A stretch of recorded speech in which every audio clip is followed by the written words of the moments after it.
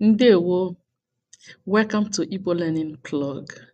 This video has been adapted for Igbo learners, so you can listen and watch without seeing transcriptions, because a lot of learners are complaining that the transcription distracts them from paying attention, trying to use their ear. So I've tried to adapt this video so you can watch it and exercise your listening skills and be able to develop your listening in Igbo. At the end of the video, we're going to find some words. I'll put at the end of the video some words or some expressions that you would have heard from this video and their meaning. Okay, Ndewo jisike. Don't forget to subscribe to this channel because we have more packages coming your way that will help you to learn Igbo.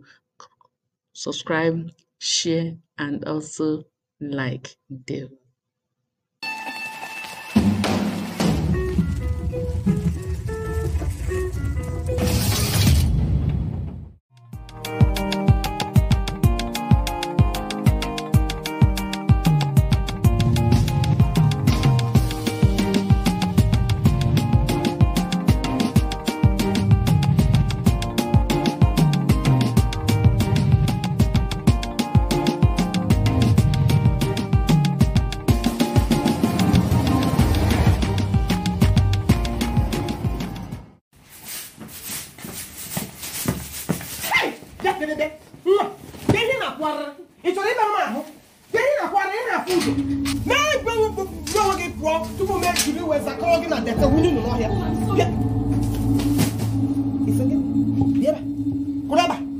Gini ka ịkpọrọ m? Afụrụ m na ntị ga-eji echọ gị mma. Gịnị ka ịkpọrọ? Ugboro ole ka m gbagoro gaa kpọzi na mmụọ n'ụna? Na mmụọ bụ ozu ndị Ijipt. Gị nara nga aka anya na-akpọ nne gị ozu ndị Ijipt. Agwụgwọ gị kpọọ m aha m mmụọ. Ịsapụ ọnụ ịkpọsie ya ike kpọọ m aha m mma. Anyị kpọrọ ya ugbu a ama amachi gị ntị. Ọ ya ka m ji wụrụ nwa gị.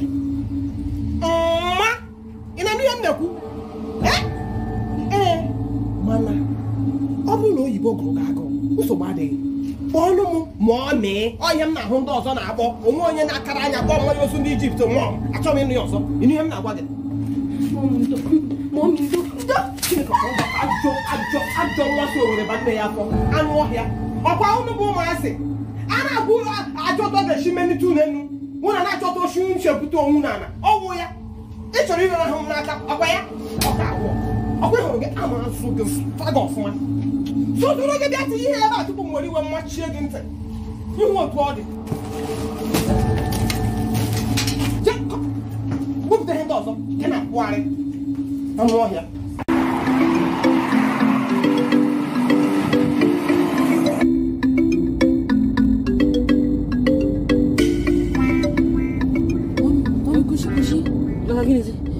Lefu nanya, my classmate. Kushika ibrea. Come last.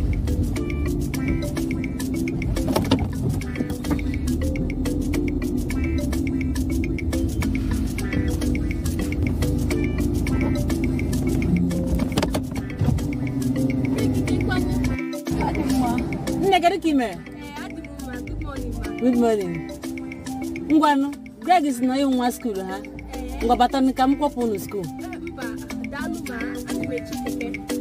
Makakinizi, all for school like a Gilanaga. Banya Ujat like your mama Greg. Ngwabata oh.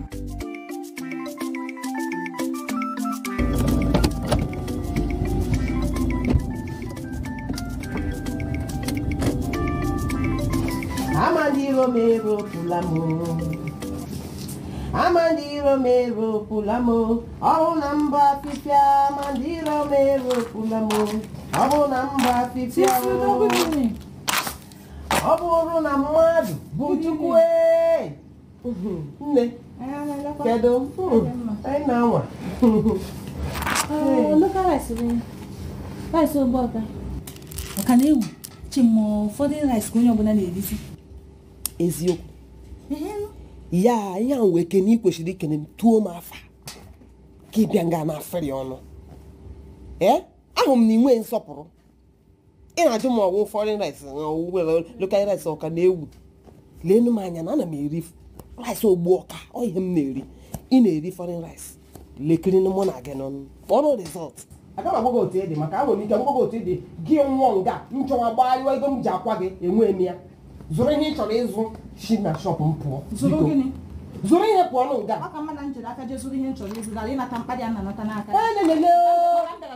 zụzụpụ nga gawa ahịa ga-azụrụ ihe ọnwụ lekwe otu ọ dị gawa ahịa iruo n'ahịa ahụ buru ụzọ gote nsọpụrụ igocha nsọpụrụ gị gote otu mkpa olive oil wee wụchụ ụchụ na-esogharị gị maka ụchụ gbara gị ọwụ ụmụ agbara machi ị ga-abịa shọpụ m ugbo ọwụ ya ka ha ji gwachiche ebe niile onwebe ihe m rere tata igochazie gị go foreign rice rigbuo onwe gị nga ahụ anụ ọhịa ị na-eri rice kama ọ ga na-aba gị nke ọzọ ga ya na-aba gị shọ n'isi isi ukwu anụ.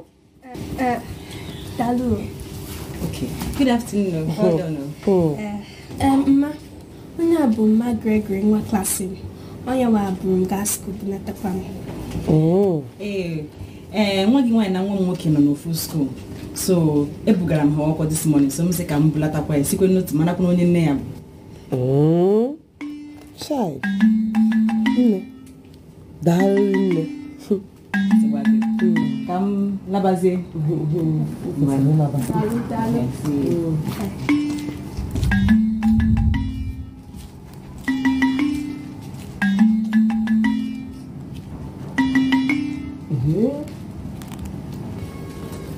It's not onye.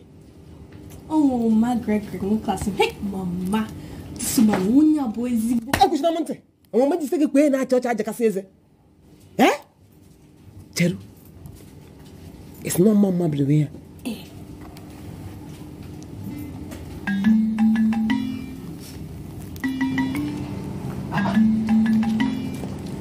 One guy that you know.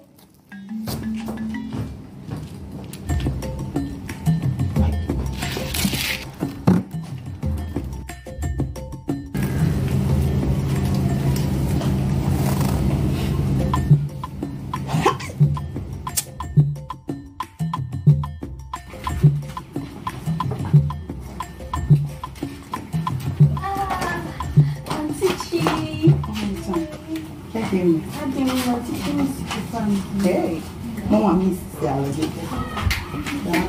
Isso.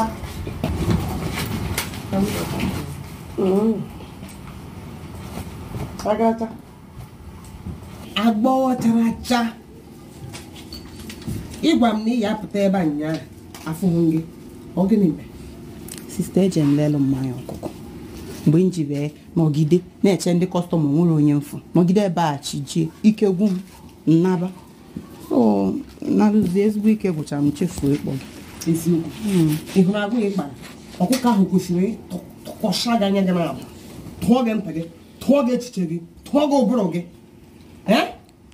nya obere uche gị agwa gị na ị ga-agwa m na ị ga-eme ka m marụ ịgba nkịtị si ike gwụrụ gị nkwubo ihe gwụrụ gị ike sisi iwe ewe na gị biko kebe eziokwu na agụụ na-agụ ma nwee ihe isi ka ndị godi ewo nni ọ gbapụrụ m n'uche echetahụ m esi m nni o mana nke anyị na-abụ ọnụ ga-anọ ọnụ ya ana m edebere onye na-anọghọ nni ịnụgo ebe ọ bụ na isi bụ dị nni chacha ka njegodu lie nni lokịta nsa arụlie ezigbo nni agụụ na-agụ m ịmakwa nnya ahụ nke m kwụsịrị ka m gwa ya ebe m na-eji ọnụ ya kpoo mmanya njiri nwayọọ kwụsị litue wee kpuchie onwe m n'ọbara Chineke wee banye ọzọ dịwa ijidekwala onye ọkada ka ọ kwụọla ụgwọ akpọghị ọdọkasị sista biko ihe a bụ ya n'ikọt ọ bụ nọọ na ndụ mmadụ bata ebe ọ bụla ihe a ka ya na-akụ ya bụ n'ikọt ọsta ya nya ihe na-achịkwa mbụ ịkpacha ya dọkasị ya adọkarọ m otu a ka m si gozi biko buru onwe ojebe eche m uji okwu sista biko ka anyị godo unu sị m dọka akwa dọka ahụ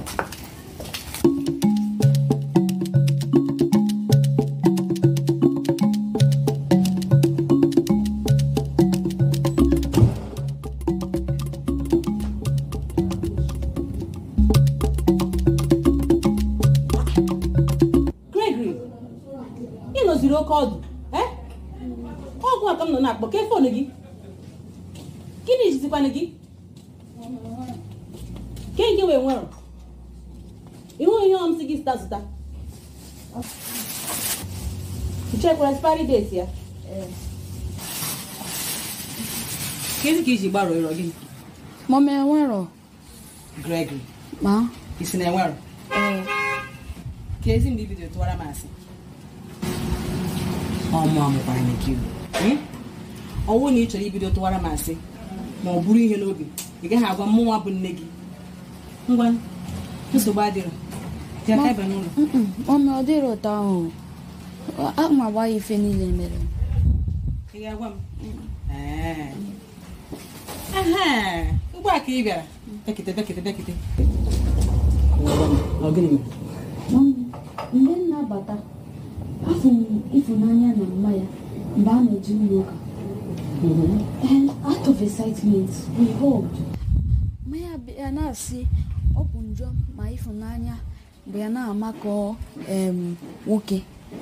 Mami, buko, ọ bụ njọ ma nwoke bịa na họgụọ nwanyị. Biko. Mmanya nọ na-aba mba. Na ihe ọgụrụ ịfụnanya. Ọ ya ka iji gbaro iri mgbe ị nọ na-abata. Hapụ okwu ahụ. Ekwekwala ka ụdị ihe ahụ mee gị gbaro iru mgbe ọzọ. Ebukwala ụdị ihe ahụ n'obi. Ọnwụ na mme ịfụnanya chọọ ka ihe ọgụ ịfụnanya. Ịhapụ ihe anụnụnụ. Ụdị ihe aka ịchọ ka ọ bịa na-ewe gị iwe ị na-ebu ya n'obi. Mba chọkwa m ụdị ihe ahụ. Ngwa bịa ka ị gaa rie nri. Mama agụrụ a na-agụ m. Maka gịnị? Maka na mme ịfụnanya sị gị ahụ ọgụla ịfụnanya. Ịdị shọ? Ngwa ngaga.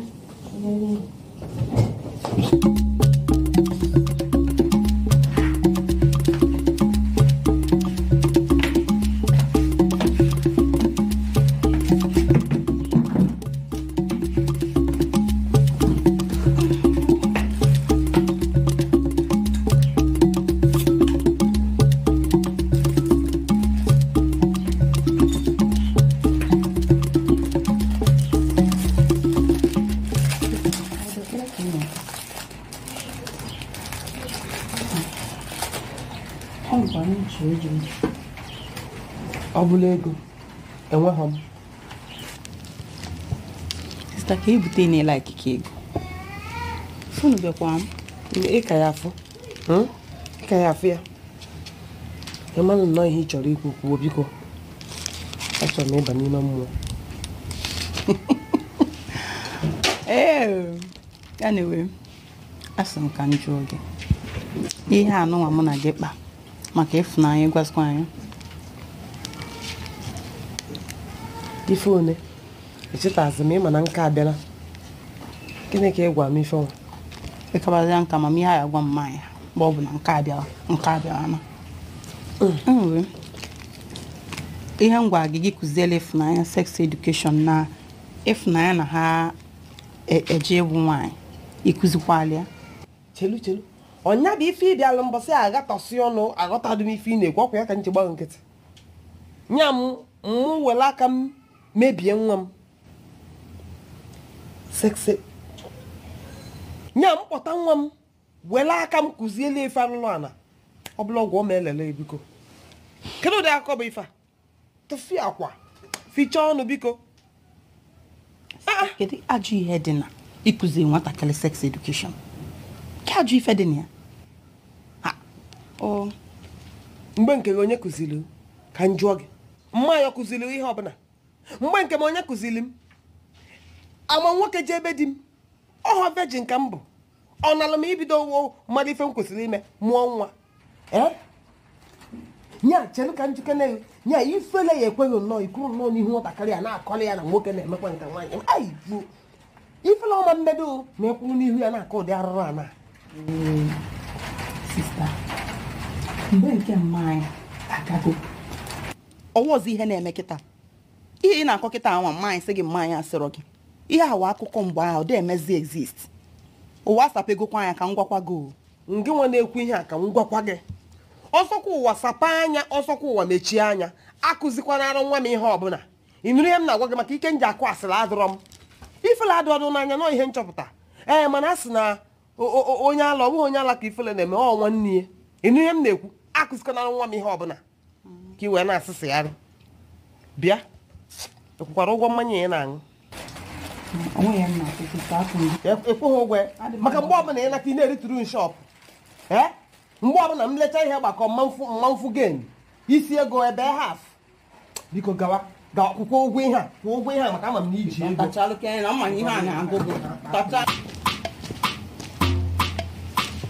mmadụ nọkwa ebe ahụ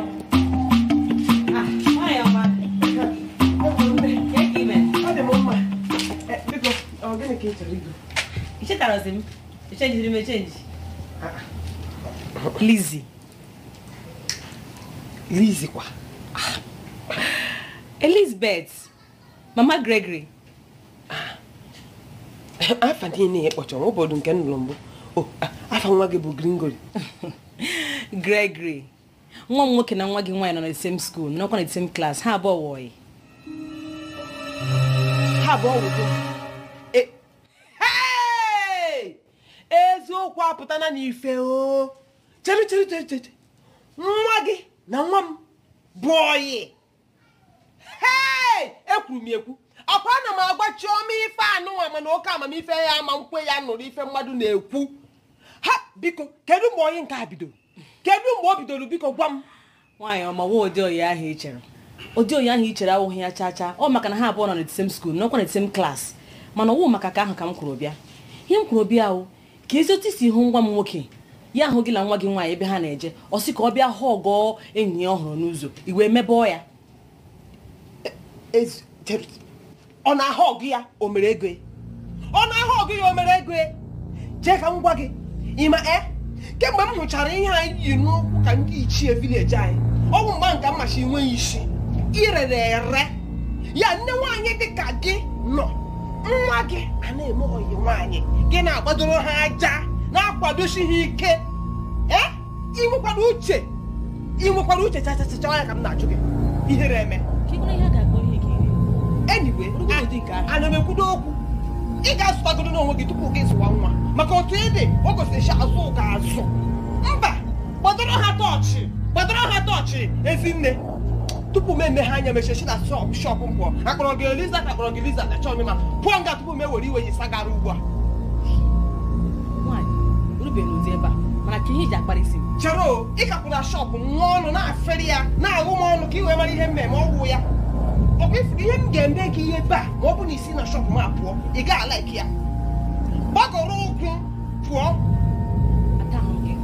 onwe m ka m tara na eji m ụkwụ m bịa ebe a nọrọ iwe na-akparị m ahụgo m na isi adịghị gị mma ama m ihe m na onye ara nọ ebe a na-asụtọchi ọnụ ka m hapụ gị ka ị yiwa ara naanị gị yiwa ara biko tụrụ onwe gị chenu pụọ nga ịhụ ka ị dị gaa tụọ onwe gị ga na be gị ọnwụ nga gị ga-atụ onwe gị gaa n'ọhịa